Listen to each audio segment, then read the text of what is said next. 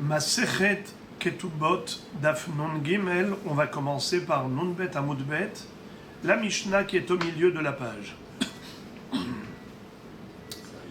Lo katavla benin dichrin de yehvu lechiminai inun yirtun kesef ketubatech yater al hulkehon de'im ahuhon hayav sheutnai bedin. Cette Mishnah, comme la précédente, nous enseigne une règle. C'est que Chachamim ont institué des conditions de vie conjugale. C'est-à-dire que lorsqu'un mari rentre sous la choupa et il donne la ketouba à la kala, alors il s'engage sur plusieurs obligations. Ces engagements ont lieu et sont en vigueur même si ça n'a pas été écrit, même si ça n'a pas été stipulé clairement dans la ketouba. De toutes les manières, que ce soit écrit ou pas, ça ne change rien. L'homme est hayav d'appliquer les takanot hachamim. Nos maîtres ont dit que un contrat matrimonial engage le mari envers sa kala, eh bien même si ça n'a pas été relaté et écrit clairement, explicitement dans la ketouba, toutes ces clauses-là, elles sont tacites. Ce sont des obligations automatiques. Alors voilà maintenant dans cette Mishnah, on a encore des takanot de Hachamim qui ont force de loi, même si ça n'a pas été écrit. Alors voilà par exemple, le premier Tnaï Beddin, la première institution citée dans cette Mishnah, qui a force de loi. Benin dichrin de yehvu lechi minai inun yirtun kesef ketubater yater al hulkehon de'im acheron. Imaginons par exemple, Réhouven s'est marié avec deux femmes. N'est-ce pas? On a dit que la bigamie, la polygamie était permise jusqu'à ce que Rabbeinu Gershom Meor Hagolah ait fait une takana il y a 1000 ans pour pas qu'un homme se marie avec deux femmes, n'est-ce pas? Mais sinon, dans l'absolu, c'était permis. Alors imaginons par exemple que Réhouven a épousé d'abord Dina. Il a eu avec elle un fils. Ensuite, il s'est marié avec Tzipora. Il a eu avec elle 3 enfants. Alors maintenant, Dina, elle a eu un fils. Et Tzipora a eu 3 fils. Lorsque Réhouven va décéder, il va laisser un patrimoine, un héritage. Qui va se répartir l'héritage? Tous ses enfants, équitablement. Un fils de Dina, 3 fils de Tzipora, eh bien ça fait 4 fils. On prend tout le patrimoine, on le coupe en 4 et on donne à chacun un quart. Vous avez dit des filles, non? Des fils. Non. Des fils pour les Dina, première femme. Tzipora, deuxième femme. Dina a eu un garçon. Tzipora a eu 3 garçons. Alors ça fait 4 garçons, ils vont se partager équitablement. Bien sûr que s'il y a un Bechor, le Bechor, il prendra une double part. On partage en 5, le Bechor prend une double part et les autres se partagent équitablement. S'il n'y a pas de Bechor parce qu'il est décédé par exemple, eh bien ils se partageront les 4 équitablement. Ça c'est le din de l'héritage. Mais maintenant nous sommes en train d'apprendre le din de Ketoubat Benin Dichrin. Qu'est-ce que c'est Ketoubat Benin Dichrin? Traduction d'abord de l'araméen en français. La Ketouba des enfants mâles, c'est-à-dire il y a mâle et femelle. La Ketouba des garçons. Benin, Banim, Dichrin, Zecharim. parce qu'il y a des nekevot et il y a des zecharim, on parle ici des zecharim. Lorsqu'une femme se marie, elle peut apporter avec elle une dot en mariage. C'est-à-dire son père lui a donné un patrimoine comme dot en mariage. Imaginons qu'elle décède. Son mari hérite d'elle. Abaal, Yoresh et Ishto. Donc voilà, son patrimoine à elle est devenu le patrimoine de son mari. Quand lui, maintenant, le mari va mourir, tous les enfants, les quatre garçons, ils vont hériter du patrimoine du père. N'est-ce pas? La mère, quand elle est morte, c'est le mari qui a hérité. Quand le mari est décédé, c'est les enfants qui héritent. Ce qui va faire que quoi? Il va se passer quoi? C'est que, en fait, le patrimoine du grand-père, qui avait été... Il y a une partie qui avait été offerte comme dot en mariage à sa fille. Et ensuite, sa fille est décédée, c'est son mari qui a hérité. Son mari a hérité, il a plein d'enfants. Il n'a qu'un seul fils de sa fille, et tous les autres fils vont maintenant recevoir 3/4, 75% de ce qu'il a donné. Lui, il a donné une dot en mariage, son petit-fils va recevoir 25%, et les autres, ils vont avoir 75%. Alors, il ne sera pas tenté d'offrir à sa fille une dot en mariage, parce qu'il se dit, dommage, mon argent va aller chez des étrangers. Alors qu'est-ce que Hachamim font pour encourager un père à offrir à sa fille une dot en mariage importante? Alors ils ont institué que le mari écrive dans la ketouba, sache ma femme, que si jamais il se passe quelque chose, qu'elle parte avant lui, et que lui va hériter de cette dot, elle sera réservée à ses fils à elle, et pas aux fils des autres femmes. Et donc, toute la ketouba, pas seulement la nedounia, ça veut dire si par exemple, à sa femme, il avait dit, toi, je te donne 10 millions, en cas de divorce. Finalement, c'est elle qui est partie la première. Donc, les 10 millions, c'est lui qui les a gardés. Alors, eh bien, ces 10 millions-là, puisque ça faisait partie de la ketouba, ça aussi, ça va être donné à son fils à elle. Si jamais lui meurt, après elle, eh bien, lui, le fils de cette femme, va hériter de la ketouba de sa mère. Ça s'appelle Tnaï Beddin. Le Beddin, ils ont fait un Tnaï. Ils ont institué cette condition de contrat matrimonial. Et qu'est-ce qu'elle est en train de nous dire, la Mishnah? La Mishnah est en train de nous dire que même si ça n'avait pas été écrit explicitement dans la Ketouba, c'est tacite. Ça va de soi. Maintenant, la Mishnah nous donne encore une autre takana, une autre condition instituée par nos maîtres, qui est tacite, même au cas où ça n'a pas été mentionné dans la Ketouba. C'est quoi la deuxième takana de Chachamim? Benan nukvan, de yevun lechiminai. Yehavin yatvan bebeti, yehon yatvan bebeti, umitzenan minechasai, ad tilakhun le gouvrin. Je répète. Benan nukvan, de yehon lechiminai. Yehon yatvan bebeti, umitzenan minechasai, ad tilakhun le gouvrin. C'est-à-dire, il lui dit, écoute, si jamais lui décède le premier, avant elle, et elle va se retrouver almana, veuve, eh bien elle aura les mésonotes.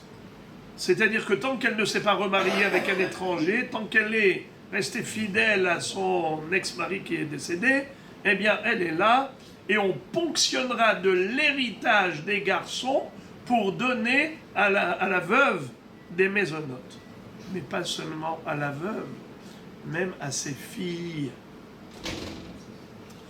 Benan Nukvan, ça veut dire Banot Nekevot, les femelles, les filles. Elles recevront également une pension alimentaire. Cette pension alimentaire, elles pourront en bénéficier jusqu'à quand? Jusqu'à ce qu'elles se marient. Et même s'il ne l'a pas stipulé dans la Ketouba, ça va de soi. Je répète, Lo katavla benan nukvan de yehon lechiminai, yehon yatvan bebeti. Les filles que tu auras de moi, ça veut dire mes filles, c'est pas ces filles à elle qu'elle a eues d'un autre homme. Les filles qu'elle a eues avec son mari, avec lui, avant de décéder. Yehon yatvan bebeti, eh bien, mes filles qui sont tes filles resteront avec toi à la maison et elles auront les maisonnotes, hein, même si elle meurt, même si elle décède, la veuve, et qu'il reste que ses orphelines, ces filles orphelines seront nourries, elles auront une pension alimentaire à partir de l'héritage qu'il aura laissé à ses garçons orphelins. Ad detilakhoun les gouvrines, jusqu'à ce qu'elles soient prises par des hommes, c'est-à-dire jusqu'à ce qu'elles se marient. Hayav sheutnai beddin, même si ça n'a pas été écrit, il est hayav, il est tenu de respecter cette clause parce que c'est une condition instituée par les maîtres, par le beddin. Encore une troisième condition du contrat matrimonial qui est en vigueur, même si ça n'a pas été stipulé clairement. At tehe yatva bebeti umitzena minechasai kol yeme megar almenutaich bebeti. Hayav sheutnai beddin. S'il lui dit, voilà, toi, en lui parlant d'elle en tant que veuve, si lui décède le premier, il lui dit, toi en tant que veuve, si tu restes fidèle et tu ne vas pas te remarier avec un autre homme, tu restes à la maison, tant que tu es là, par fidélité, eh bien tu auras ta pension alimentaire, qui sera ponctionnée de l'héritage. On va ponctionner l'héritage des garçons pour lui donner à elle la pension alimentaire. En araméen encore. At, toi, tehe yatva bebeti, tu seras installé dans ma maison. Umit zena minechasai, et tu auras les maisonnotes à partir de mes biens que j'ai laissés comme héritage. Kol yeme megar almenuter bebeti, durant toute la durée de ton veuvage, bebeti, tant que tu restes chez moi. Maintenant le mot migar. Migar almenuter, il y a plusieurs façons d'expliquer le mot migar. Migar, la traduction la plus simple, c'est habiter. Lagour, la racine de lagour, habiter. Migar, almenutaïr, tant que tu habiteras en tant que veuve ici. Deuxième pirouche, c'est comme l'igror. L'igror, c'est comme par exemple tirer. Quelque chose qui est nigrar, quelque chose qui est entraîné. Eh bien, tant que tu vas rester ici, c'est-à-dire que ton veuvage va traîner longtemps ici dans ma maison, migar, nigrar, ça veut dire la durée de ton veuvage à la maison, tu seras assumé et assuré par cette pension alimentaire. Il y a une autre version, c'est pas migar almenoter, c'est migad, avec dalet, comme god o igod. Si vous regardez dans le début de Masechet Baba Batra, god ou igod. Good, c'est limshor, c'est tirer. Donc ça a le même sens, sauf que c'est pas le verbe ligror en hébreu, mais le verbe la good en araméen qui veut dire tirer, qui veut dire durer, faire durer. Donc le veuvage, tant qu'il durera, et que tu es resté chez moi à la maison, eh bien, tu auras ta pension alimentaire.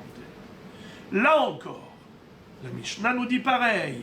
Même si ça n'a pas été stipulé explicitement dans la Ketouba, c'est tacite, c'est un devoir obligatoire institué par les Chachamim. Mais attention, la Mishnah conclut en disant que cette phrase-là, la troisième condition qu'on vient de parler, c'est quoi? C'est par rapport à la veuve. Vous vous rappelez la première condition qu'on a vue dans la Mishnah, ça concernait les garçons qu'elle aura, elle, Benin Dichrin, qu'elle aura eu avec ce mari. Ils vont avoir comme héritage la ketouba de leur mère, en plus de leur frère. Deuxième condition, c'est les filles qui auront une pension alimentaire jusqu'à ce qu'elles se marieront. Troisième condition, c'est la veuve elle-même qui aura sa pension alimentaire tant qu'elle est restée fidèle et qu'elle habite ici à la maison. Eh bien, cette troisième condition, qui concerne la pension alimentaire de la veuve, ce n'était pas partout. Cette condition, c'est-à-dire cet engagement de la part du mari, n'avait lieu que dans certaines villes d'Eretz Israël. Comme ça nous dit la Mishnah. Kach hayu anshe Yerushalayim kotvin. Les habitants de Jérusalem, quand ils se mariaient, ils s'engageaient à cette troisième clause qui est la parnassa, les mésonotes de la femme durant toute la durée de son veuvage, tant qu'elle est restée à la maison fidèle à son ex-mari qui est mort. Anshe Galil ayu kotvin ke anshe Yerushalayim. Les habitants de la Galilée également avaient le minhag d'écrire dans la Ketouba comme les habitants de Jérusalem. Par contre, Anshe Yehuda hayu kotvim had sheyirtzu hayorshim niten lach ketubatech. Les habitants de la Judée écrivaient dans la Ketouba: tu auras la pension alimentaire durant la période de veuvage, mais c'est limité. Limité à quoi? Au desiderata des orphelins. Si les orphelins décident de mettre fin à la pension alimentaire, ils peuvent. Comment? Ils viennent, ils te donnent la ketouba. Ils te disent, combien c'était la ketouba? 212? Tiens, les 212, le nigma. À partir du moment où ils ont remis la ketouba, et eux, ils peuvent décider quand, et c'est comme ça qu'ils mettent fin à la pension alimentaire. Comme ça, la Mishnah conclut en disant, les fichar, c'est la raison pour laquelle Imratsu hayorshim, si les orphelins à Yehuda, dans la Judée, le souhaitaient, notnim la ketubata ou potrin ota. Il lui donne sa ketouba et il se décharge ainsi de la pension alimentaire qui devait lui reverser à partir du patrimoine héréditaire. Et potrin ota lui disait, stop, on ne te donne plus la pension alimentaire. Évidemment que moralement, La réalité, c'est pas ça. c'est ça, les enfants ne vont pas jeter leur mère. Mais de toutes les façons, ça ne change rien. Même si c'est une étrangère, que ce n'est pas leur mère, c'est le même dit. Bon. Et maintenant, la Gemara va nous expliquer ce que je vous avais dit en préambule oralement. Pourquoi les Hachamim ont fait cette takana qui s'appelle Ketoubat Benin Dichrin? Qu'est-ce que ça veut dire Ketoubat Benin Dichrin? Que le mari dit à sa femme au moment du mariage, sache une chose, que toute la dot en mariage, ainsi que ta Ketouba, que je me suis engagé envers toi, tout ceci sera reversé à tes garçons, à tes fils, en plus de l'héritage. C'est-à-dire que, comme j'ai expliqué en préambule, imaginons, et je répète le cas, concentrez-vous, je le fais spécialement pour ceux qui viennent d'arriver. Je le répète ce que j'ai déjà dit. Réhouven s'est marié avec deux femmes, Dina et Tzipora. Dina a eu un fils. Tzipora a eu 3 fils. Maintenant, lorsque Réhouven décède, son héritage normalement doit être réparti entre tous les fils, tous les garçons. Imaginons par exemple que l'un était Bechor, alors ça fait 4 fils, il y en a un Bechor, on répartit l'héritage en 5, le Bechor il prend une double part et les autres se partagent équitablement. Imaginons qu'il n'y a pas de Bechor, le Bechor est déjà décédé, il n'y a que 4 fils normaux, eh bien on prend l'héritage, on le coupe en 4, chacun reçoit un quart. Mais, Hachamim ont dit, ça c'est bien pour l'héritage, mais pas pour la Ketouba. C'est-à-dire, qu'est-ce que c'est que la Ketouba? Dans la Ketouba, il peut y avoir 3 éléments. Premièrement, le montant minimal de la Ketouba, c'est-à-dire 212 si c'est une Betula, 112 si c'est une Almana. Deuxièmement, Tosefet Ketouba. Si le mari est généreux, il peut dire, moi je te donnerai en cas de divorce ou en cas de veuvage, plus Tosefet, 1 million, 2 millions, ce qu'il veut. Troisièmement, la Nedounia, la dot en mariage, ce qu'elle a apporté elle comme patrimoine. C'est-à-dire, quand elle s'est mariée, son père lui a offert comme dot en mariage des biens. Ces biens-là, il les a amenés à la maison. On les a inscrits, on les a évalués et inscrits dans la Ketouba. Ça peut rentrer dans le cadre de Tzon Barzel, Nirse Tzon Barzel, ça peut rentrer dans le cadre de Nirse Miloug. Je ne rentre pas dans le détail maintenant, ce n'est pas important. Ça s'appelle une dot en mariage, Nedounia. Maintenant, si jamais c'est elle qui est morte la première, donc lui, le mari, qu'est-ce qu'il fait? Il hérite d'elle. Son patrimoine, la Ketouba, la Tosefet Ketouba, c'est lui qui va tout empocher. C'est elle qui est décédée la première. Donc elle n'a rien touché. Au contraire, c'est lui qui hérite d'elle. Maintenant, lui aussi est arrivé son heure. Il a rejoint le Olam Haba. Ses héritiers héritent de lui. Il a 4 fils. 1 de Dina et 3 de Tzipora. Alors qu'est-ce qu'ils font les 4 normalement? Ils prennent tout le patrimoine du père. Ils partagent en 4. Eh bien non. Hachamim ont dit, la Ketouba de Dina reviendra au fils de Dina. La Ketouba de Tzipora reviendra aux enfants de Tzipora. Ça veut dire que, après avoir donné la Ketouba de l'une à son fils et de l'autre à ses fils, maintenant tout ce qui va rester, on va partager équitablement. 25% chacun, ils sont 4 fils, tout le monde a reçu sa part. Mais d'abord la Ketouba de leur mère, chacun reçoit la Ketouba de sa mère. Ça s'appelle, en araméa, Ketoubat Benin Dichrin, la Ketouba des fils des garçons.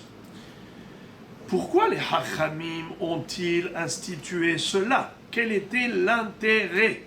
Réponse, c'est pour que chaque père soit motivé de donner à sa fille une belle dot en mariage. Et qu'est-ce qu'il va gagner en donner une belle dot en mariage? Eh bien, il va gagner que les hommes voudront se marier avec elle. Pour dire, ah, il est riche le père, il donne une belle dot, je vais vivre comme un king, c'est superbe. Eh bien, je veux bien me marier avec elle. C'est comme ça que le père va attirer les prétendants pour que sa fille puisse trouver un homme pour se marier. C'est intéressé quand même. C'est intéressé, mais malheureusement, le monde, il ne marche que sur l'intérêt. Est-ce que vous avez déjà vu quelqu'un qui fait quelque chose sans intérêt?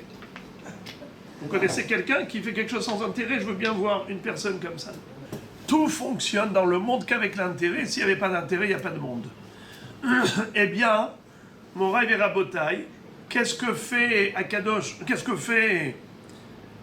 On va voir que c'est Akadosh Baruch Hu qui a écrit ça dans la Torah, mais pour l'instant, je parle de Hachamim. Après, la Gemara va dire quoi? Est-ce que Hachamim peuvent aller à l'encontre de la Torah? Et la réponse va être que oui, il y a un pasouk du Navi où on voit la volonté d'Hachem d'aller dans ce sens. Alors, lisons la Gemara depuis le début. Amar Rabbi Yochanan Mishum Rabbi Shimon Bar Yochai. Mipnema Hitkinu Ketoubat Benin Dichrin. Pourquoi les Hachamim ont institué cette clause, cette condition, la Ketouba de Benin Dichrin?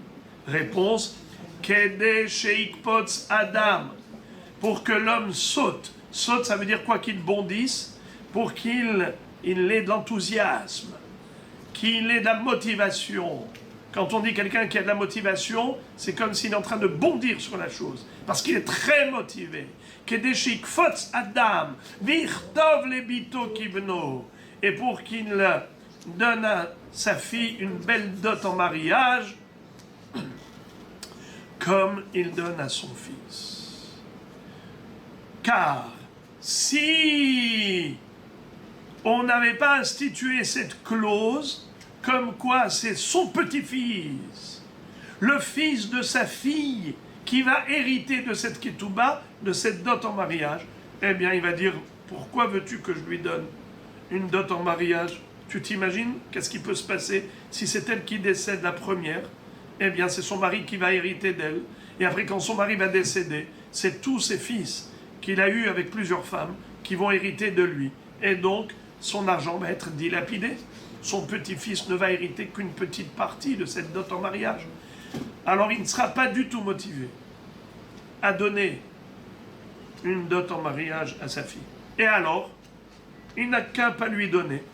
S'il ne lui donne pas, il n'y aura pas beaucoup de prétendants. Alors la Gemara dit, Umi kamide de Rahamana amar beralirut birta lotirut. Je comprends pas. Est-ce possible une chose pareille? Que la Torah ait dit que la fille n'hérite pas. C'est les fils. Les garçons, pas les filles. Et ici, c'est la fille qui hérite. C'est-à-dire, la partie de la fille qui est morte, son mari a hérité d'elle. Donc maintenant, ça y est. C'est un patrimoine qui lui appartient à lui, à son mari. Et automatiquement, quand lui décède, c'est ses fils qui héritent. Alors, à qui revient normalement la dot en mariage? Eh bien, aux 4 fils, comme j'ai donné l'exemple. Un fils de Dina, 3 fils de Tzipora. Eh bien, chacun 25%. Pourquoi tu lui donnes 100% au fils de Dina? Les 100% de la ketouba de sa mère. La dot en mariage, la ketouba de sa mère. Pourquoi? Mais la Torah n'a pas dit ça. La Torah dit, quand le mari qui a hérité de sa femme décède, eh bien tous ses fils hériteront de lui. Pourquoi? C'est elle maintenant qui fait encore, elle est déjà décédée, et on prend en considération son héritage à elle en quelque sorte, pour son fils à elle. Ma pitom, c'est pas le digne de la Torah. Quoi, les Hachamim vont contre la Torah? La Gemara répond, Hanami de Oraitahu. Ça aussi, c'est Minatora. Où est-ce qu'on retrouve dans la Torah cette histoire? Mais on a dit que c'est une clause instituée par les Chachamim. Où tu trouves dans la Torah le devoir qu'a un homme de donner une dot en mariage à sa fille? Mazé. Un pasouk dans le livre de Jérémie. Il est écrit, Dirtiv, Kehu nashim veholidu banim ou banot. Ukhu libnechem nashim, ve'et benotechem tenu la anashim. Prenez des filles et mariez-vous avec elles, et donnez naissance à des fils et à des filles. Ukhu libnechem nashim, également à vos fils. Prenez une femme, prenez des femmes, ça veut dire mariez vos fils. Ve'et benotechem tenu la anashim, et vos filles, donnez-la à des hommes pour se marier avec elles. La Gemara pose une question sur ce pasouk. Elle dit, Bishlama banim beade kaime, c'est-à-dire, encore ton fils, tu peux le marier. Comment? Eh bien, ton fils ira voir une jeune fille et il va lui demander sa main. Il va la solliciter. Le garçon, il est avenant. Et c'est de la nature du garçon d'aller vers la fille. Darko shel ish le kadem, comme dit la Gemara dans Kiddushin. Mais la fille qui est pudique, c'est elle qui va aller solliciter le garçon en lui disant, dis-moi, tu veux te marier avec moi? Ça ne marche pas comme ça. Alors comment tu veux donner un garçon à ta fille? Pourquoi tu vas chercher quelqu'un dans la rue, tu l'attrapes, tu lui donnes ta fille? Comment tu fais? Non! Tu vas rendre ta fille attrayante. Tu vas lui offrir de beaux habits, tu vas l'embellir, et tu vas même lui donner une belle dot en mariage. Quand les garçons vont voir toutes ses qualités, ils seront motivés. Et la binte mikaiman beyade, est-ce que sa fille, c'est entre ses mains de la mariée? Ha kamashmalan. Voici ce que le passouk veut nous enseigner. De nilbesha ve nichasia ve nitivla mide ki ride kafze ala ve atunas vela. De l'habiller, de la couvrir, de l'embellir, de lui donner quelque chose, c'est-à-dire une dot en mariage, afin que les garçons soient motivés et viennent se marier avec. Il y a un garçon qui veut bien se marier avec. Ve'at kama, combien faut-il donner, c'est-à-dire le devoir du père pour motiver le prétendant, jusqu'où il doit y aller dans ce devoir de donner une dot en mariage, jusqu'à Issour Nechassim. Abaï veravad amrit tarvayou ad le Issour Nirse. Il est convenable, il est bon qu'il donne jusqu'à 1/10 de ses biens. C'est énorme. 10% de ses biens. Le maraser. Comme dot en mariage. Et maintenant, vous avez compris la base du sujet. La Gemara va ouvrir une parenthèse. Elle va se livrer à une analyse du sujet en posant plein de questions, de détails et de précisions concernant ce thème de Ketubat Benin Dichri. Donc je résume. La Gemara a posé la question, quelle est la source de cette takana de Chachamim? Et elle a expliqué que c'était pour que les garçons soient motivés de se marier avec la fille quand ils voient qu'il y a une belle dot. Après, la Gemara dit, mais résultat des courses, ça va contre l'avis de la Torah qui a dit que l'héritage, il est réparti équitablement. Or ici, tu favorises un fils par rapport à d'autres. Et la Gemara de répondre que ça aussi c'est Minatora, parce que c'est un pasouk de Irmiya. Comme quoi, Akadosh Baruch Hu nous dit de faire en sorte que sa fille se marie. Et comment tu vas faire en sorte que ta fille te marie? Eh bien, donne-lui une dot en mariage qui, elle, sera l'héritage de ton petit-fils, c'est-à-dire la fille, le fils de cette fille. Rabotai, juste, j'ouvre d'abord moi-même une parenthèse. Comment on a pu dire que c'est Minatora? Mais ça, c'est un pasouk. C'est un pasouk de Irmiya. Si c'est un pasouk de Irmiya, comment peut-on considérer que c'est Min HaTorah? C'est un pasouk des prophètes. Alors il faut dire que c'est mitzvah midivrei Kabbalah. Il faut dire que c'est une mitzvah des prophètes. Seulement, j'ai une question là-dessus. On a une règle, c'est qu'un prophète n'a pas le droit de rajouter une mitzvah.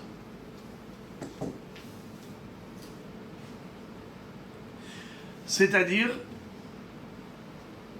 il est écrit à la fin de Sefer Vayikra, Ele ha-mitzvot asher tziva Hashem et Moshe behar Sinai. Mikan she'en navi rachai lechadesh davar me'ata. De là, on apprend que même un prophète n'a pas le droit de rajouter sur la Torah aucune mitzvah. Alors, on peut dire que ce n'est pas une mitzvah instituée par... C'est pas une mitzvah que le prophète te donne comme une mitzvah de la Torah. C'est peut-être une takana de Chachamim. Un prophète, c'est aussi un Chacham. Mais ça ne marche pas parce que on vient de voir que quand la Gemara a dit que c'est une takana de Chachamim, elle a dit quoi? Mais les Chachamim, ils vont à l'encontre de la Torah par rapport au dîme de l'héritage. Qu'est-ce qu'a répondu la Gemara? Elle a dit non, c'est pas Midera Banan, c'est Minatora. Et quel pasouk elle nous a cité? Un pasouk du prophète. Mais le prophète, c'est d'ivrei Kabbalah, c'est pas directement d'ivrei Torah. Alors, on pourrait donner la réponse très simple qu'on retrouve souvent dans la Gemara. Que Behemet, c'était une halakha les Moshe Sinaï qui avait été transmise oralement, cette halakha, et ensuite le prophète l'a écrite. C'est-à-dire ensuite, ça a été dans les écrits de la prophétie.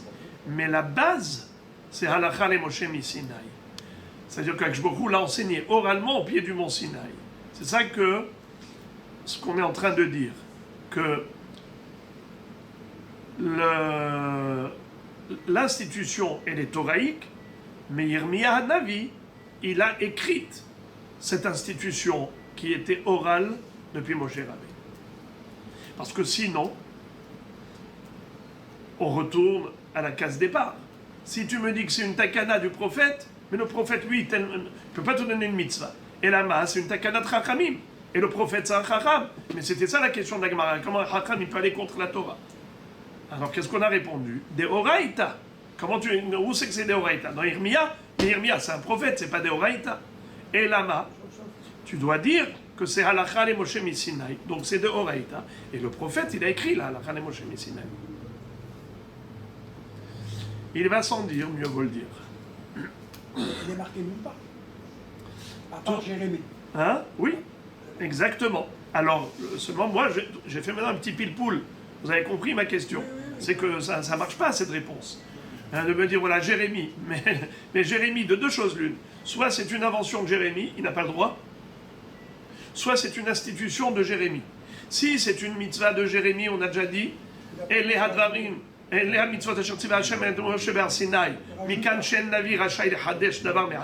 prophète n'a pas le droit d'inventer, donc c'est impossible.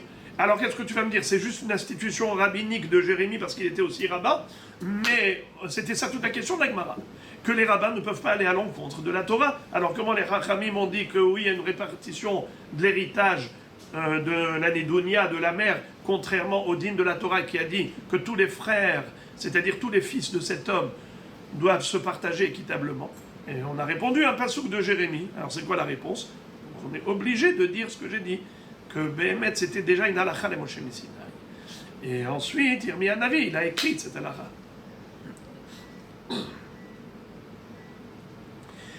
Alors, comme on a dit, maintenant la Gemara va se livrer à une longue analyse. Première question.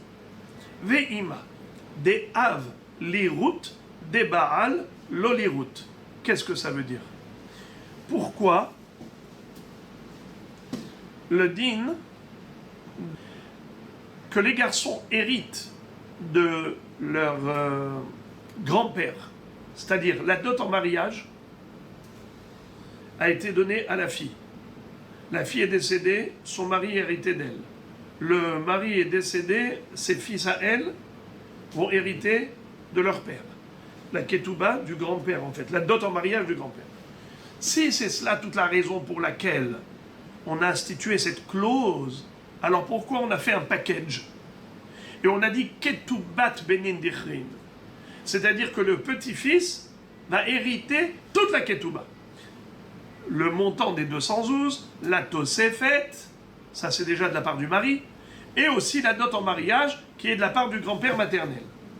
Mais pourquoi tu as fait un package? Si toute l'histoire, c'est une histoire de dot en mariage, alors ne me parle pas de Ketouba. Parle-moi juste de la Nédounia.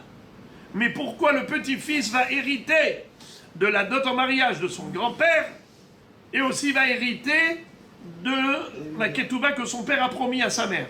Ketouba et Tosefet Ketouba. Mais quel rapport? Car la raison de motivation pour qu'il y ait des prétendants, c'est juste la dot en mariage qui est intéressante. Mais la ketouba, quel rapport? Réponse. Alors je répète d'abord dans les mots. Ve'ima, on n'a qu'à dire des av lirut, des baal lo lirut. Lirut, c'est quoi lirut? Alors sachez qu'en araméen, le tav remplace le shin en hébreu. Comment on dit un héritage en hébreu? Yerusha. En araméen, yeruta. Le tav remplace le shin. Alors, l'irut, c'est comme l'irash. Le petit-fils, il n'a qu'à hériter la dot en mariage du grand-père, de sa mère. D'accord? Comment, c'est quoi des av? Av, c'est qui le av ici? Le père de la mère. Le père de la mère, c'est-à-dire le grand-père. Alors, il n'a qu'à hériter de la... Non, pas ricochet, il passe comme ça. Mais il n'a qu'à hériter que cela. Que ce soit cela la faveur que l'on fait au petit-fils. C'est quoi la faveur? Eh bien, c'est qu'il va hériter de la dot en mariage. Mais pourquoi tu lui fais encore une autre fleur? Tu lui donnes la ketouba et la tosefet ketouba. Quel est l'intérêt de lui donner cette fleur? Des av lirut, des baal l'olirut. il n'a qu'à hériter de la dot en mariage du grand-père, mais il n'a pas à hériter en plus de la ketouba, du baal, du mari. Pourquoi il héritera du mari? Maïesh. Réponse. Imken, avnami, mimnar velokatav. Le grand-père, il regarde le gendre. Le grand-père, il dit comme ça. Attends, tu veux que moi je donne une dot en mariage, une dot de mariage à ma fille pour la gâter? C'est très bien. Mais mon petit-fils, il va hériter de cela. Mais la ketouba, c'est qui va hériter de la ketouba? Les autres. Ça veut dire que l'argent du gendre, il va chez tout le monde, il est réparti entre tout le monde, et mon argent, il va chez mon petit-fils. Non, non, non, non, non. Moi, je mets sur la table que si toi, tu mets sur la table. Moi, je n'aime pas être celui qui est exploité. Le grand-père se sent exploité. Il dit, donnant, donnant. Donnant, donnant. Tu veux que notre petit-fils, que mon petit-fils, il soit gâté? Il n'est pas gâté que de ma part à moi. Je veux qu'il soit gâté aussi de ta part à toi. Alors, c'est quoi? C'est que la ketouba que toi tu vas donner à ma fille, que tu vas promettre à ma fille, cette ketouba, tu lui donnes. Moi, ce que je promets à ma fille, ça je lui donne. Nous deux, on donne. Ce que toi tu promets à ma fille, ce que moi je promets à ma fille, c'est deux choses. Le petit-fils, il reçoit. Mais il n'y a pas que ce que moi j'ai donné, il reçoit, ce que toi tu donnes, non, c'est les autres qui prennent. Non.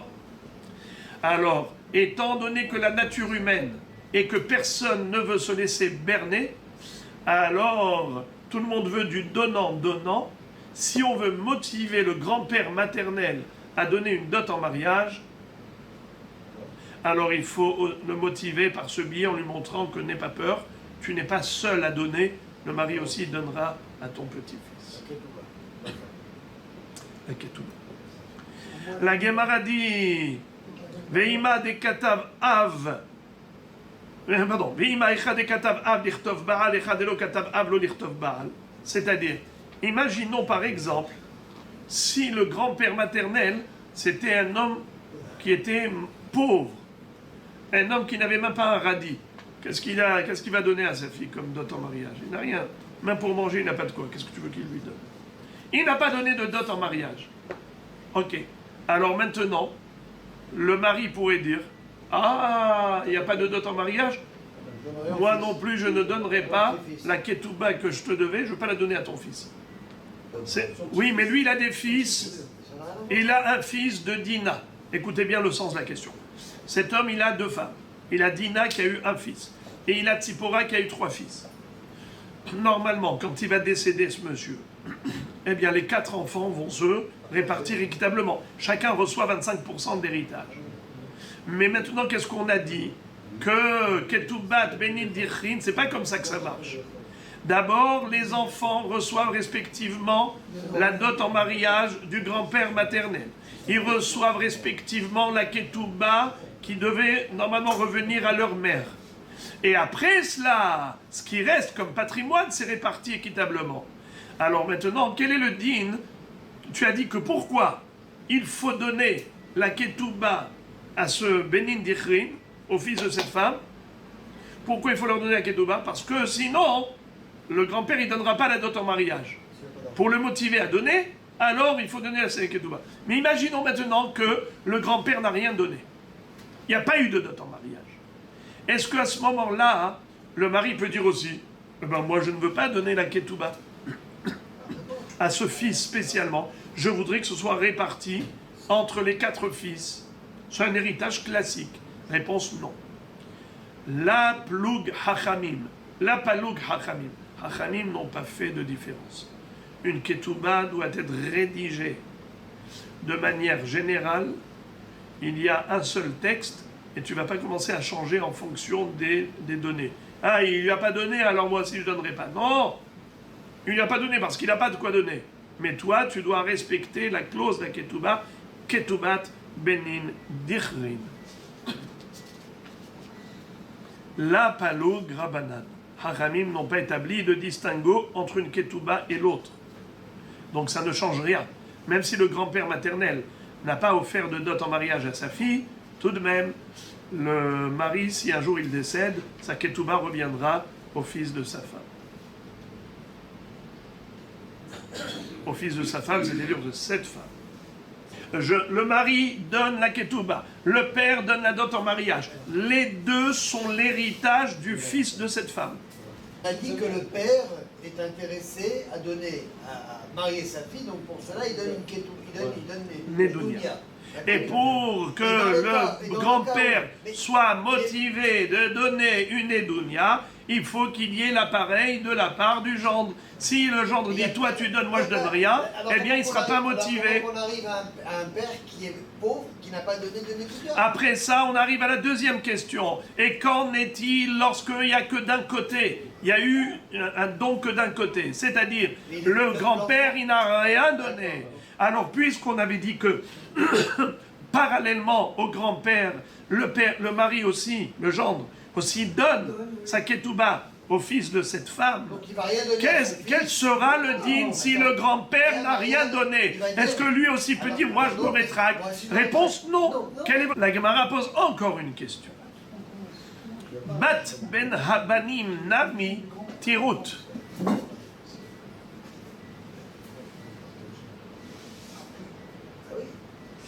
Quel est le din si jamais cette femme-là, avant de décéder, en fait, elle n'avait eu qu'une fille. Elle n'avait eu qu'une fille, elle n'a pas eu de garçon. Et de l'autre côté, il y a des garçons. De l'autre côté, il y a des garçons. Alors maintenant, ça s'appelle Bat Ben Abanim. Dina a eu une fille. Tzipora a eu 3 garçons. Alors maintenant, pourquoi tu me dis que dans ce cas-là, il n'y aura pas de faveur pour la fille de Dina? C'est seulement si Dina avait un fils. Benim Dichrin.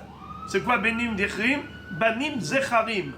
Mais si ce n'était pas un Ben Zachar, c'est une Bat Nekeva, alors elle n'aura rien de plus que... Elle n'aura rien. Elle n'aura rien. Pourquoi? C'est-à-dire, elle n'aurait que la pension alimentaire. Pourquoi? Mais, si tu veux motiver le papy à donner une dot en mariage, Que la fille, elle va toucher. que sa petite fille va hériter, alors il dit, on n'y peut rien. Pourquoi on n'y peut rien? Kenahala shavyuha rabbanan. Hachamim ont donné à la ketoubat benin dichrin un statut de Yerusha, d'héritage. Et l'héritage, on connaît la règle. Une fille, parmi les garçons, n'hérite pas.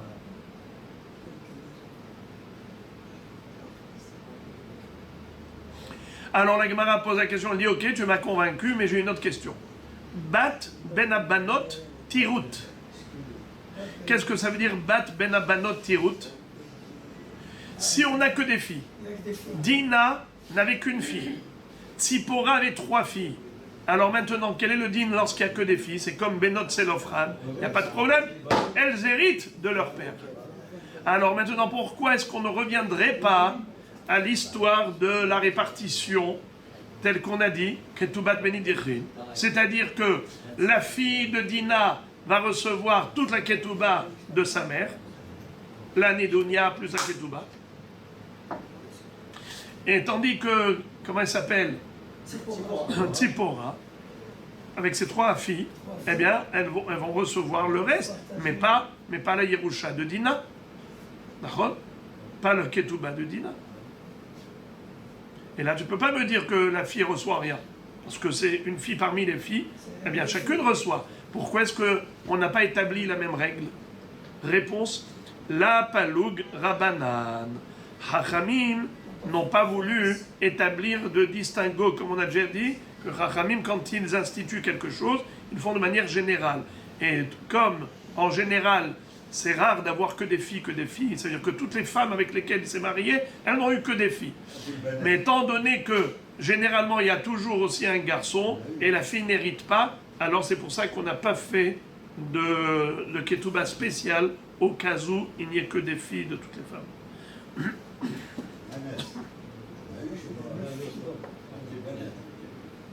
pour ça qu'ils ont dit toujours, c'est le fils, Ketoubat Benin Dichrin. Encore une question sur ce sujet. Vetikbe mi metaltele. C'est-à-dire, on a déjà vu, vous vous rappelez, dans le Dafnoun, on avait déjà dit clairement que la Ketoubat Benin Dichrin, elle est encaissée, elle est ponctionnée que sur les biens immobiliers. Que les biens immobiliers, mais pas des métaltélines. Question, pourquoi? Puisque tu as dit que c'était que pour motiver les prétendants, alors tu aurais dû dire que la Ketoubat Benin Dichrin, elle peut être ponctionnée aussi bien d'un patrimoine mobilier que d'un patrimoine immobilier. Pourquoi est-ce que c'est seulement si le grand-père a donné, comme on appelle ça, des carcaotes, et qu'il y a des carcaotes, c'est là qu'on aura en effet la Ketoubat Benin Dichrin. Pourquoi il n'y aura pas de Ketoubat Benin Dichrin si le mari, quand il est mort, il n'a laissé que des métaltélines? Pourquoi pas? Même du mobilier, on aurait dû ponctionner. Pourquoi seulement de l'immobilier? Réponse, Kiktuba Shavyuha Rabanan. Hachamim ont donné à la Ketoubat Benin Dichrin le statut de Ketouba, c'est-à-dire la Nidounia, la dot en mariage du grand-père, rentre dans le statut, dans le cadre de Ketouba. Et la Ketouba, c'est quoi la règle? C'est que si quelqu'un est mort, et donc sa femme doit toucher la Ketouba elle ne pourra la percevoir que si le bonhomme a laissé de l'immobilier. Car si il n'a pas laissé de l'immobilier, il n'a laissé que du mobilier, eh bien le mobilier, il est hérité par les héritiers. C'est-à-dire que les orphelins qui ont hérité de leur père n'ont pas l'obligation de payer la ketouba de leur père.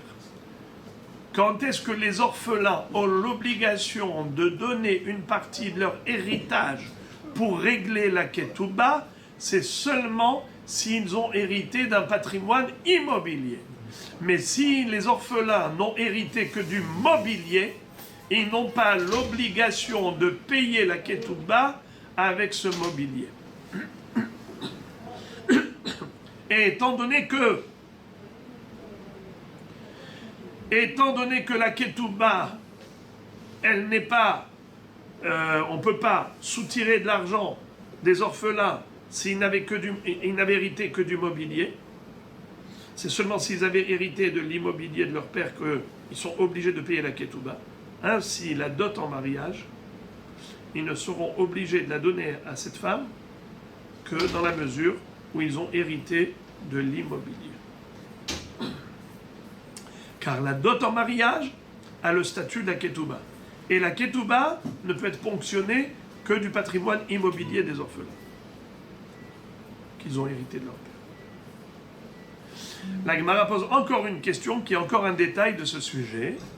Titrof mimesha bédé. C'est-à-dire, imaginons que l'immobilier qu'avait le mari, il a vendu. Maintenant, la femme est décédée, le mari a vendu, et maintenant le mari est décédé. Le fils de Dina, qui avait le droit d'hériter la dot en mariage de son grand-père et la ketouba de son père, il avait le droit de recevoir ça en plus de ses frères, de ses demi-frères. Eh bien, maintenant, il n'a pas laissé, il n'y a plus. Le père a vendu. Est-ce qu'il peut aller voir les acheteurs en disant « Moi, je suis prioritaire. Il nous devait avant toi. » Eh bien, il ne peut pas. Il ne peut pas être Toref Minam Eshorbadim. Pourquoi? Irtun Tanan. Parce que on a déjà dit que Ketoubat Benin Dichrin, ça a un statut de Yerusha. Et la Yerusha, l'héritage, c'est pas quelque chose qu'on peut aller spolier, saisir des acheteurs. C'est seulement lorsque le père est décédé, il a laissé un héritage. Mais tu ne peux pas aller maintenant dire à l'acheteur, écoute, On va te saisir ce que tu as acheté de notre père, parce que si tu n'avais pas acheté, on aurait eu comme héritage. Il n'y a pas de ça. Encore une dernière question. Veima, afalgav deleka motar dinar. Nous avons une règle que la ketoubat benin dichrin, c'est-à-dire que chacun des garçons, des deux femmes, vont hériter respectivement de la ketouba de leur mère. On a dit que c'est seulement si, après avoir distribué les deux ketubot, je reprends mon exemple. Dina avait un fils, Tzipora avait 3 fils. On a donné la ketouba de Dina au fils de Dina. On a donné la ketouba de Tzipora aux 3 fils de Tzipora. Ok. Maintenant, on a dit le reste, ils se le partagent équitablement. C'est-à-dire, on divise par 4 frères. S'il n'y a pas de Bechor, évidemment. Écoutez bien. On ne peut offrir la ketouba à chacun des fils respectivement seulement si, après distribution des ketubot, il reste encore quelque chose à partager équitablement, comme héritage. Mais si, imaginons par exemple, de ce qu'a laissé le père, il y avait juste de quoi payer les ketubot. Pour le fils de Dina, la ketouba de Dina, pour les fils de Tzipora, la ketouba de Tzipora. Mais il ne reste plus 1 centime pour partager l'héritage restant entre eux équitablement. Eh bien, la halakha est qu'il n'y aura pas de ketouba de Benin Dichrin. On ne donnera pas la ketouba à chacun respectivement. On va partager tout cela équitablement. C'est-à-dire qu'il n'y aura pas cette clause. L'application de cette clause, elle est que quand il y a ketouba, il reste la Yerusha. Mais si après avoir donné ketouba, il ne reste plus d'Yerusha à partager, il n'y a pas de notion de ketouba de Bénédiché. Alors donc on mélange les ketubot et par là, il n'y a plus de... C'est un patrimoine héréditaire normal. Les ketubot, on partage à 5. S'il n'y a pas en plus... C'est la takana de Chachamim. Et d'ailleurs, quel est le minimum de montant restant pour pouvoir partager? Quel est le montant, d'après vous? Qu'est-ce que vous dites, Rabbi Moshe? Quel est le montant minimal qui doit rester en plus des 2 ketubot? Qu'on puisse partager la somme. Combien? En 4. Combien? 200. Regardez la Gemara. La Gemara appelle ça motar dinar. Le surplus, c'est 1 dinar. 1 dinar? 1 dinar. S'il reste ne serait-ce que 1 dinar en plus, alors ça va. On peut appliquer la ketouba. Mais par contre, s'il reste moins qu'1 dinar en plus, ça veut dire qu'il ne reste plus assez pour partager l'héritage. Eh bien, on annule la clause. Le premier, il a qu'à laisser 1 dinar, là, comme ça, il n'y a pas de... Ah oui. Pas mal. C'est beau ce que vous dites. Mais on ne peut pas jouer à ça. Ve'ima afalgav deleka motar dinar. Réponse. Bemakom deka mi'akra nahala deoraita lotakinu rabanan. Dans le cas où, à cause de cette histoire, il n'y aura plus de partage d'héritage, alors ça veut dire que tu as annulé carrément le din de la Torah de l'héritage à partager équitablement entre les enfants. Dans ce cas-là, les Chachamim, eux, n'ont pas voulu instituer l'histoire de Ketoubat Benin Dichrin. Ils instituent Ketoubat Benin Dichrin lorsque ça ne porte pas atteinte au din de la Torah, qui a quand même un héritage à partager équitablement. Mais si à cause de Ketoubat Benin Dichrin, tu ne vas pas partager équitablement un héritage restant parce qu'il ne reste même pas un dinar, eh bien dans ce cas-là, les Chachamim ont annulé leur propre institution de Ketoubat Benin Dichrin. Comment? Qu'est-ce qu'on en fait de tout ce qu'on a dit auparavant en disant que le grand-père il a donné ça, et alors s'il n'a pas donné ça, etc. Et pourquoi moi j'apporte et pourquoi moi j'apporte? Car de manière les Chachamim, ils instituent de manière générale. Et en général, c'est rare d'arriver à Bidiouk, que après avoir réparti les Ketubot, ça y est, il ne reste plus rien. C'est trop... C'est rare. Chachamim n'ont pas tenu compte d'un cas aussi rarissime pour dire, alors dans ce cas-là, tu sais, il ne va pas avoir il ne va pas donner la dot en mariage à ses filles. T'inquiète pas, il donnera. La Gemara maintenant va raconter une histoire, j'allais dire drôle, mais peut-être pas drôle pour certains. Regardez l'histoire. Rav Papa, plutôt elle n'était pas drôle pour la personne concernée dont on va raconter l'histoire. Rav Papa, et un saclé lébré, Be'aba Sura'a. Rav Papa, il a voulu faire un chidour et marier son fils avec la fille de monsieur Abba de la ville de Soura. Abba Sura'a, ça veut dire Abba de la ville de Soura, une ville babylonienne. Azil et Mirtav la Ketouba.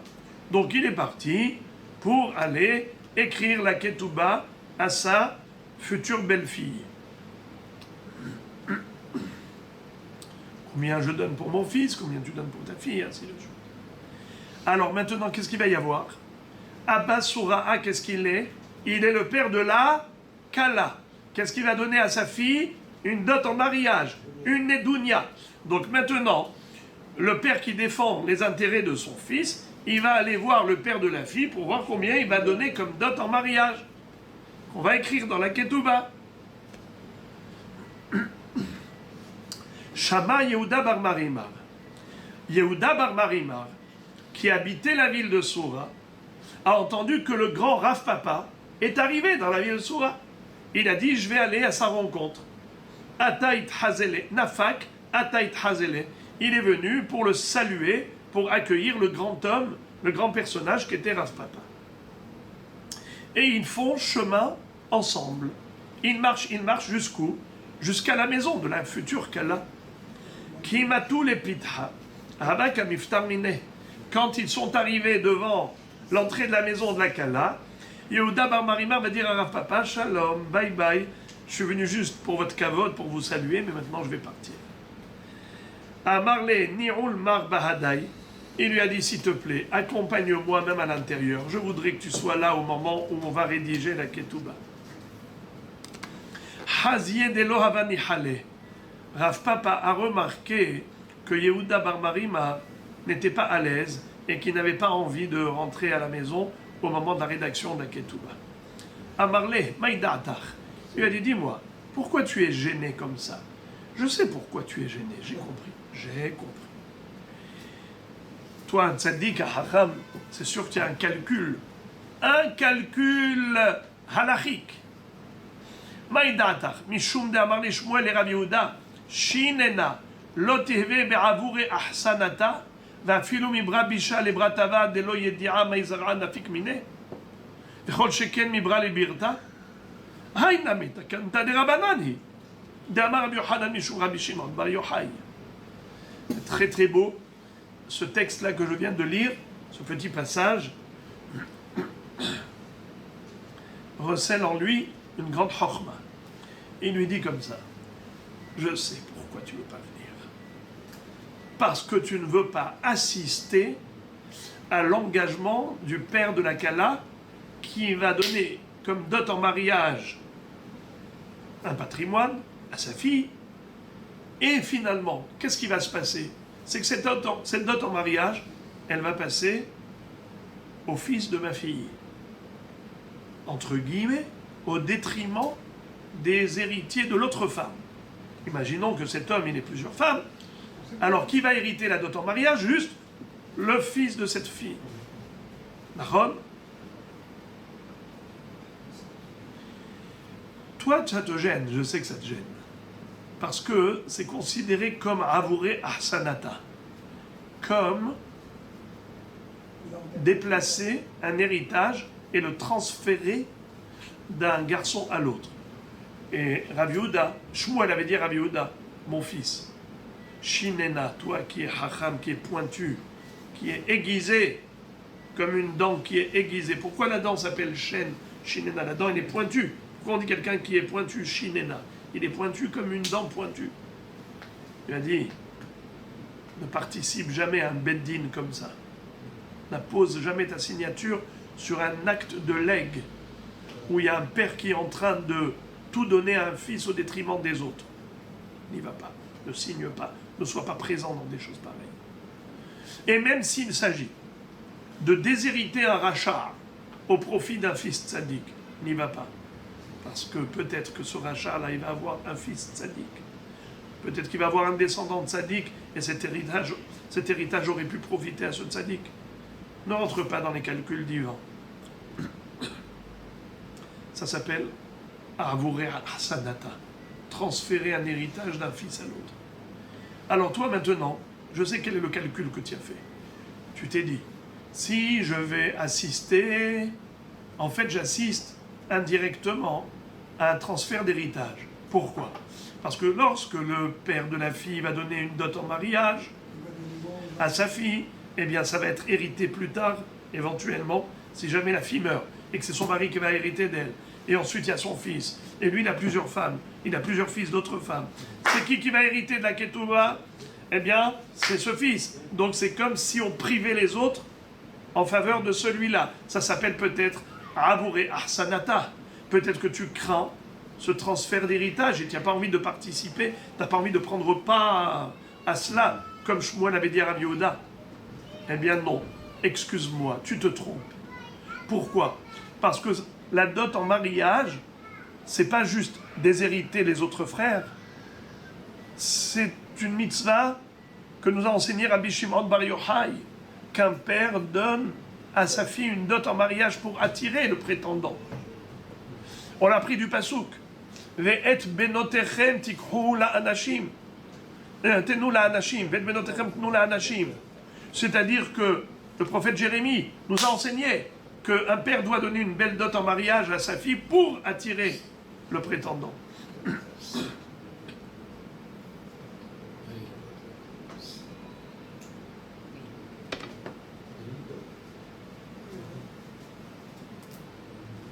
Alors, tu crois que tu es en train de participer à une Avera? Tu participes à une mitzvah.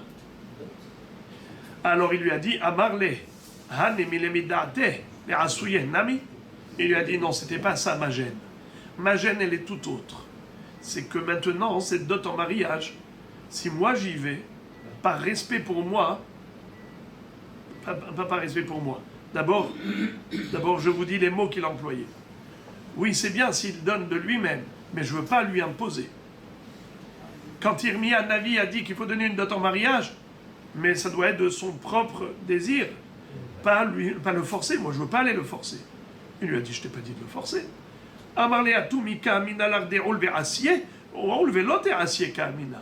Je t'ai demandé juste de venir être présent. Tu vas venir, mais tu ne vas pas lui imposer. Je ne t'ai pas dit de lui imposer. Je t'ai demandé juste de venir.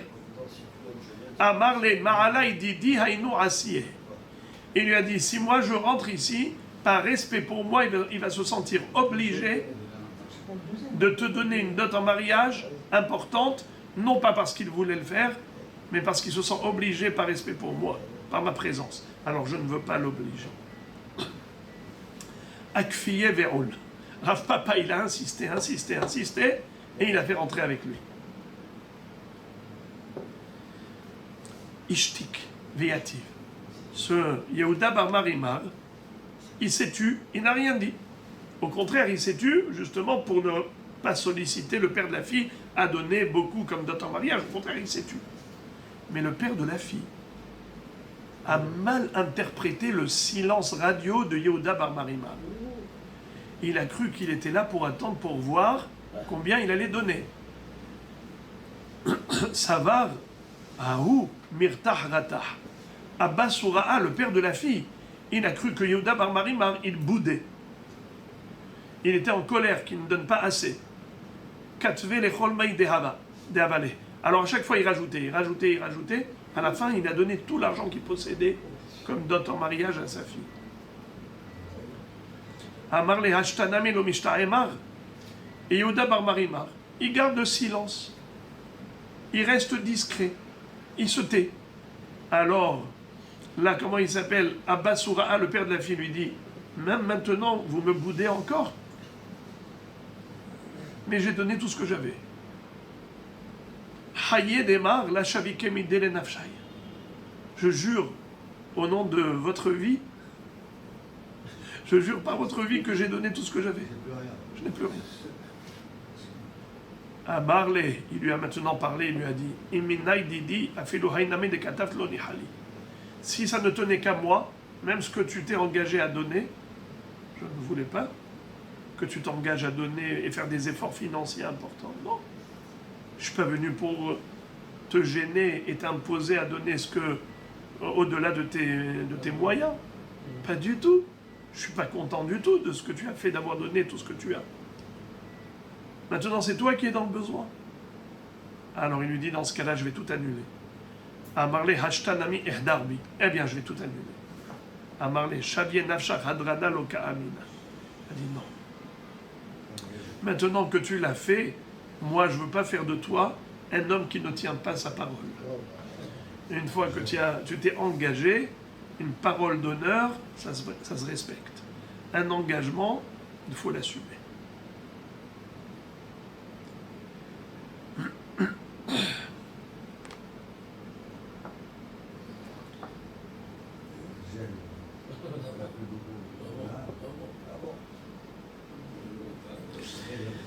La Gemara maintenant change de sujet.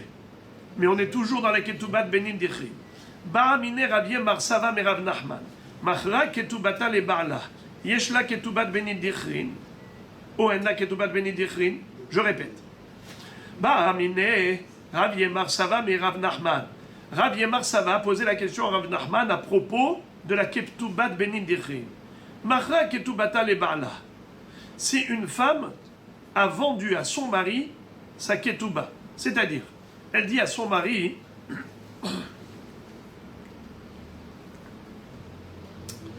imaginons une femme, elle voulait des liquidités, elle voulait faire un shopping et s'éclater lors d'un voyage. Mais elle demande de l'argent à son mari. Son mari lui dit, mais non, ça va pas, tu veux éclater maintenant pour les vacances, tellement d'argent. Elle dit, tu sais quoi, ma ketouba, ce que tu me dois, c'est-à-dire la dot en mariage, avec ce que tu...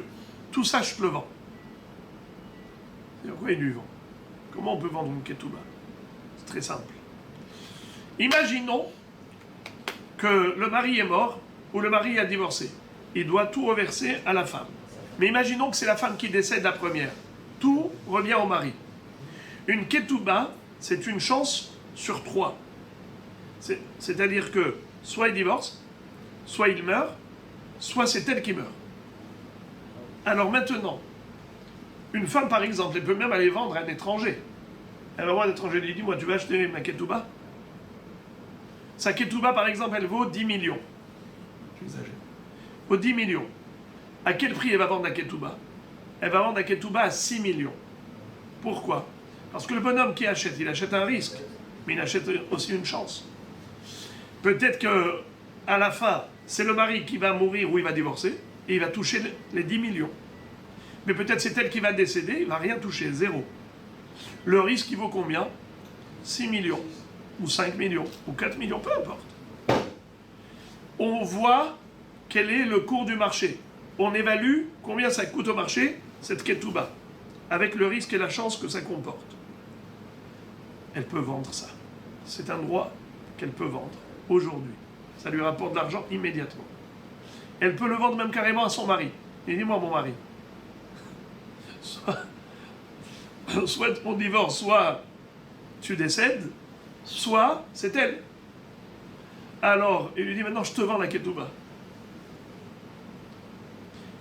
À quel prix? À 6 millions. Alors le mari dit, il lui donne maintenant 6 millions. Si jamais un jour il divorce, ou si jamais un jour lui il meurt, il ne donnera rien du tout. Il a payé. Il a déjà payé, il a acheté la ketouba. Alors imaginons maintenant, elle a vendu sa ketouba à son mari. Mocheret ketubata le ba'la. Maintenant, qu'est-ce qui s'est passé? Elle est morte la première. Son mari ensuite décède. Le fils de Dina, Il est 2 fois. et il y a les fils de Tzipora. Le fils de Dina dit, donnez-moi la ketouba de ma mère. Et les 6 millions? Mais, oui, ça veut dire, non, les 10 millions. Ah, complète, ouais. Elle a 10 millions. Et il veut hériter Ktubat Benin Dichrin. La question est de savoir, est-ce que, oui ou non, il a le droit à cette Ktubat Benin Dichrin? Est-ce qu'on va dire que, étant donné que le père, il a déjà acheté la Ketouba, ça y est, il a payé 6 millions, donc ça lui revient à lui, donc ça fait partie de son patrimoine. S'il décède, alors tous les frères, c'est-à-dire même les fils des autres femmes, vont partager équitablement ces 10 millions. Ou bien,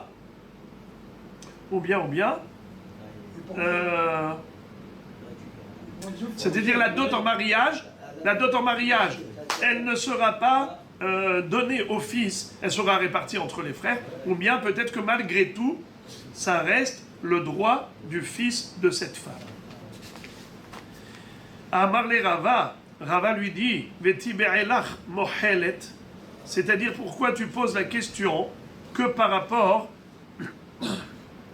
à une mocheret.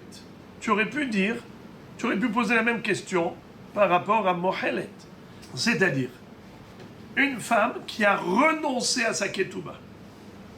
Vous vous rappelez que Rabbi Yehuda disait qu'une femme, elle peut renoncer à sa ketouba. Elle dit au mari, voilà, et tkabalti. Rabbi Meir dit que non. Mais Rabbi Yehuda disait que oui. Une femme, elle peut être mohelet et pardonner à son mari la ketouba. Elle lui écrit un shtar comme quoi elle a déjà touché. Alors maintenant, pourquoi tu poses la question par rapport à quelqu'un, une femme qui a vendu à son mari la ketouba? Mais ça, c'est rarissime, on n'a jamais vu ça. Une femme qui vend la ketouba à son mari. Ce qu'on a vu, oui, c'est mohelet. C'est beaucoup plus fréquent. Alors pourquoi tu ne poses pas la question par rapport à mohelet? Amarle, hashta mocheret kami bayali, de afalgav de ikaleme marzouze ansua, de amina keman de kamahula me aoukle beoukla, mohelet mi baya. Il lui a dit, mais bien sûr que je me pose la question. Car mohelet, c'est un kalva homer par rapport à mocheret. Si déjà dans mocheret, où on sait qu'elle a vendu parce qu'elle avait besoin de liquidité, et on sait que quelqu'un qui a besoin de liquidité, il est pris à la gorge, c'est comme si il vendait malgré lui avec des coups de bâton. Car quelqu'un qui est pris à la gorge par besoin de liquidité, et il est obligé de vendre ses droits et de brader, parce qu'il n'a pas le choix, c'est comme si on lui donnait des coups de bâton pour qu'il vende. C'est qui les coups de bâton? C'est la situation de détresse dans laquelle il se trouve qui le met dans l'obligation d'avoir immédiatement des liquidités quitte à brader. Alors, si déjà dans Mocheret, je me pose la question, à plus forte raison Mohelet, c'est sûr que dans Mohelet aussi la question se pose. Est-ce que le Mohelet, c'est avec sa volonté? Mohelet, c'est à contre-gré. Une femme qui vend sa ketouba, c'est à contre-cœur. C'est parce qu'elle a besoin d'argent, c'est comme si on l'a forcée. Mohelet, elle a pardonné, ça veut dire c'est de bon cœur qu'elle a offert à son mari la ketouba. Alors si déjà, même quand elle a fait à contre-cœur, je me pose la question, à plus forte raison quand c'est de bon cœur, que la question a lieu d'être en disant qu'elle a perdu, c'est-à-dire que le fils ne recevra pas la ketouba du père, il y a lieu tout à fait de se poser la question. Ok. Maintenant qu'on a terminé avec ce débat, Rava nous fait part de deux enseignements. Amar Rava, Pshitali, Mocheret Ktubat ala Herim, Yesh la Ketubat Benin Dichrim. Maïtama, Zouze Ansua. Mohelet Ktubata le Barla, En la Ketubat Benin Dichrim. Maïtama, Ahule Ahilta. Bae Rava, Mocheret Ktubata le Barla, Ke Mocheret la Herim Dami, O Ke Mohelet le Barla Dami. Regardez comment Rava va analyser le sujet de manière brillante et lumineuse. Rava va dire, il y a deux cas de figure pour lesquels je n'ai aucun doute.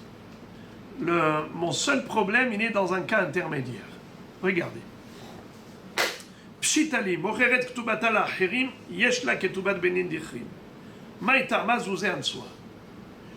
Une femme qui a vendu sa ketouba à un autre homme,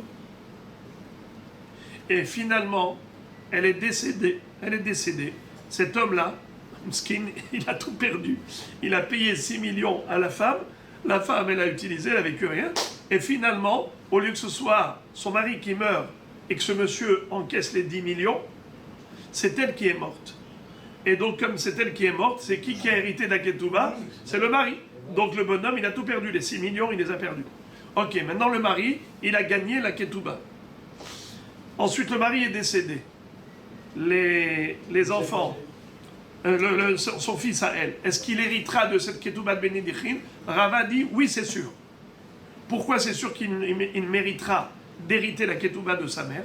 Parce qu'on considère que sa mère, lorsqu'elle a vendu la ketouba, elle n'a pas renoncé vraiment, elle a fait à contre-cœur, elle a vendu à un étranger sa ketouba parce qu'elle avait besoin de liquidité. C'est comme si elle était forcée, avec des coups de bâton. L'autre question, c'était que l'étranger, il encaisse si le mari meurt? Oui, mais ça c'est sûr. Si le mari meurt, ça c'est sûr que l'étranger, il encaisse. Mais maintenant, c'est la femme qui est décédée. Donc l'étranger ne va rien encaisser. Mais le mari qui a hérité de sa femme, maintenant qu'il est mort, la ketouba de Bénédichin, c'est sûr que le fils de cette femme va recevoir cette ketouba. Elle n'a jamais renoncé, au contraire, c'était à contre-cœur qu'elle avait vendu. Zouzé en soi. Mohelet ketoubat alebala, elle a ketoubat Bénédichin. Rava, qu'est-ce qu'il dit? Dans le cas où elle a pardonné à son mari, je ne me pose même pas la question. C'est sûr que le fils n'aura rien du tout. Pourquoi?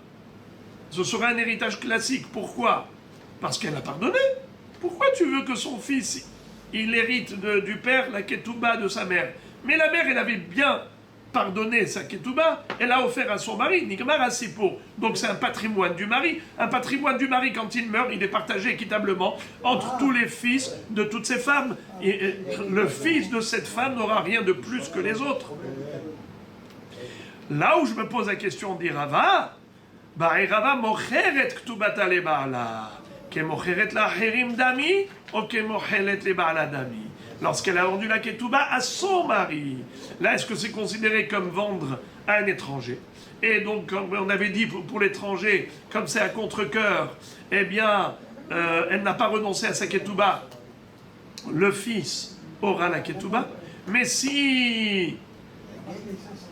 Ou bien peut-être que c'est comme Mohelet. Et quand on a déjà dit que Mohelet les Baala, elle a renoncé à la ketouba, son fils n'aura rien de plus que les autres.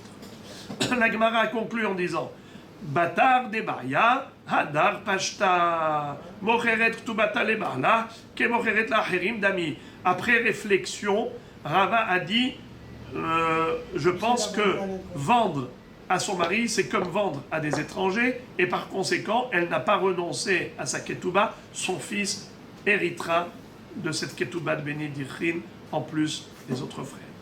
On va terminer le sujet avec la Kushia. Mativ Ravidi Baravin. Ravidi Baravin a posé une question là-dessus, sur cette conclusion de Rava. Alors la question qu'il va poser est une question très forte, mais attention, elle est basée sur une Mishnah dans Masechet Yebamot. On sait que dans Masechet Yebamot, il est écrit qu'une Aguna, elle peut se remarier si jamais on a témoigné que son mari est mort. Même un seul témoin qui est venu dire que son mari est mort, elle a le droit de se remarier avec un autre homme. Mais si jamais son mari s'avère que c'était un mensonge, il n'est pas mort, il revient sain et sauf, eh bien, elle sera sanctionnée, cette femme. Tetse misé au misé, baneha mamzerim misé au misé, en la loketuba, lo mezonot, la belaot, elle va subir une série de sanctions terribles. Elle ne pourra plus vivre ni avec le premier ni avec le deuxième, elle aura un guet de l'un et de l'autre, les enfants mamzerim, elle n'aura pas de ketouba, elle n'aura pas de mezonot, elle n'aura pas de belaot. D'accord? Il est écrit comme ça. En plus, l'une des sanctions, c'est que si jamais elle décède, Meta, En Yorshin Shelze, Ve'en Yorshin Shelze Yorshin Ketubata. Ni les héritiers de ce mari, ni les héritiers de ce mari ne recevront sa Ketuba. Ve'avinan ba, et on s'était posé la question, Ketubata, Maïravita. Mais pourquoi tu dis que les héritiers n'auront pas de Ketuba? Mais c'est évident, puisqu'on a dit qu'elle-même n'a plus de Ketuba. Alors comment tu veux que les héritiers aient éventuellement droit à cette Ketuba? Ve'amar Rav Papa, Ketubat benin dichrim. Rav Papa a dit qu'il s'agissait ici, non pas de la Ketuba à proprement parler, mais de la dot en mariage. La dot en mariage qu'elle a reçue de son père, même ça, elle va le perdre. C'est-à-dire que il y aura une répartition générale en cas de mort. Ce sera l'héritage du mari. Le mari va répartir son héritage à tous ses enfants et son fils à elle n'aura aucun avantage sur les autres frères.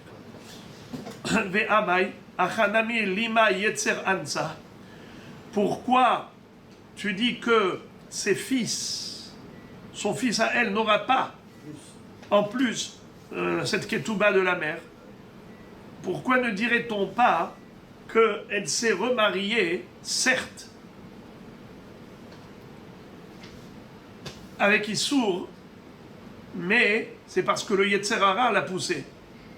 Le Yetzer Hara l'a forcée à se remarier. Elle ne veut pas rester dans la solitude.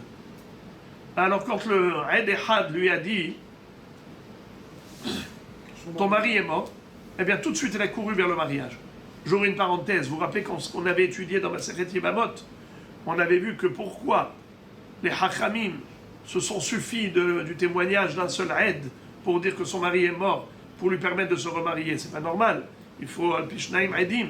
On a dit que, étant donné que Isha Daika ou Minseva, une femme, quand on lui dit que son mari est mort, elle va pas aller à la va-vite, prendre à la légère ce témoignage et se remarier avec un autre homme. Elle a peur qu'il revienne et que elle va avoir plein de sanctions. S'il revient, Tetsé misé au misé, Banéa Mamzeri, misé au misé, ainsi de suite. Donc, il y a tellement de sanctions qu'elle peut subir qu'elle va d'abord mener une enquête précise et minutieuse avant de se remarier. C'est pour cela qu'on s'appuie sur le témoignage de Eid Ehad. Alors maintenant, la question se pose. Ok, maintenant, elle n'a pas fait ce qu'il fallait faire. Elle n'a pas mené l'enquête nécessaire. Mais pourquoi? Parce que le Yetzer Hara l'a poussée à se remarier. Le Yetzer Hara lui a dit, tu ne vas pas rester seul indéfiniment, va te remarier. Pourquoi est-ce qu'on ne dirait pas que de la même façon qu'une femme qui a été mocheret la ahirim, elle ne perd pas le droit pour son fils d'hériter de sa ketouba, parce qu'on dit qu'elle a été forcée par la détresse, où elle avait besoin d'argent, elle était obligée de vendre sa ketouba. C'est la raison pour laquelle elle ne perd pas le droit pour son fils. Eh bien là aussi, tu devrais dire que le fils ne perd pas le droit de la ketouba de sa mère. Parce que même si sa mère s'est remariée avec un étranger, et c'est le Yetzer Hara qui l'a obligée à faire ça, dans le sens où elle ne pouvait plus supporter la solitude, puisque son mari ne donnait pas signe de vie. Réponse. Hatam knasa ou dekansoa rabanan. Là-bas, c'est spécial, c'est parce que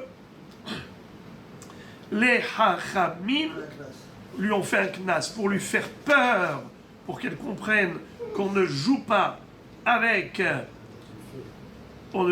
le feu. Alors, les hachamim disent qu'il faut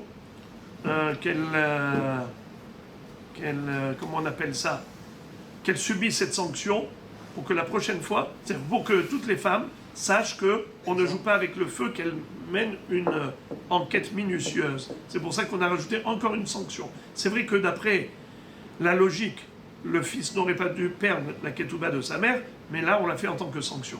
Et on va terminer le sujet avec cette phrase. Yativ Ravin בר חנינא כמד רב חיסדא ויתיב וכאמר משמי דרבי אלעזר מוחלת כתובתה לבעלה אין לה מזונות. Rabin בר חנינא a dit devant Rav חיסדא, et il y avait aussi et il a dit au nom de Rabbi Elazar מוחלת כתובתה לבעלה אין לה מזונות. Celle qui a pardonné à son mari sa ketouba en lui disant écoute, tu n'es pas obligé de me payer la ketouba, eh bien, elle a renoncé automatiquement même aux mésonotes. Ça veut dire que si son mari décède, elle n'aura pas le droit à la pension alimentaire. On ne pourra pas ponctionner d'héritage des orphelins pour la pension alimentaire. Amar le Afrizda a dit, il a des kamartli, mishme de gabrara baba mina meshivraa tahatova lotamush raha mi beto. Il lui a dit, si tu ne m'avais pas dit ça au nom de Rabbi Elazar, qui est un grand homme, j'aurais dit, franchement, ça ne suffit pas déjà qu'elle lui a fait cadeau. La ketouba, il faut qu'elle perde ses maisonnotes. Eh bien moi, tu sais qu'est-ce que j'aurais dit de ce mari-là, qui ne veut pas lui donner. C'est-à-dire que si jamais elle perd le droit aux maisonnotes, eh bien je dirais que ce mari, c'est un Meshivra'a Tahat Tova. C'est quelqu'un qui rend du mal pour du bien. Elle lui a fait cadeau la ketouba. Et ses orphelins, ils reçoivent aussi ce cadeau, ils ne vont pas payer la ketouba. Alors qu'est-ce qu'ils disent les orphelins? Eh bien il n'y a pas de ketouba, il n'y a pas de maisonnote non plus. Tu as renoncé, tu as donné un doigt, on te prend toute la main. Eh bien Rav Hizda dit, ça s'appelle Meshivra'a Tahat Tova Ra'a Lotamush Mi Beto. Shlomo HaMelech a dit dans Michelet, celui qui rend du mal, qui rend un mal pour un bien, eh bien le malheur ne quittera pas sa maison. Ça veut dire que ce n'est pas possible, c'est inadmissible que quelqu'un rende du mal pour un bien qu'il a reçu. Eh bien, il lui a dit, heureusement que tu m'as dit ça au nom de Rabbi Elazar, sinon j'aurais dit que c'est pas logique. Parce que, au contraire, elle a déjà renoncé à la ketouba, pourquoi tu veux la priver des maisonnotes? Voilà.